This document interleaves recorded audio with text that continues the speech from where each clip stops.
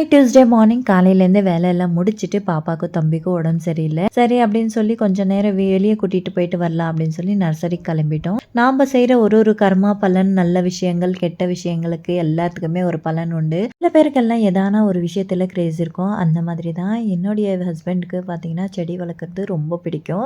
எப்போவுமே பார்த்தீங்கன்னா ஒரு 10-15 செடி வாங்கிட்டு வந்துடுவார் நர்சரிக்கு வந்தப்பெல்லாம். எனக்கு அப்போல்லாம் கோவம் வரும், திட்டிடுவேன். ஏன் இப்படியெல்லாம் காசு செலவு பண்ணுறேன். அப்புறம் தான் எனக்கு அவரு சொல்ல புரிஞ்சது. ஏன்னா நம்ம செய்கிற ஒரு கர்மா பலனுக்கும் நல்லது கெட்டது இருக்கும்.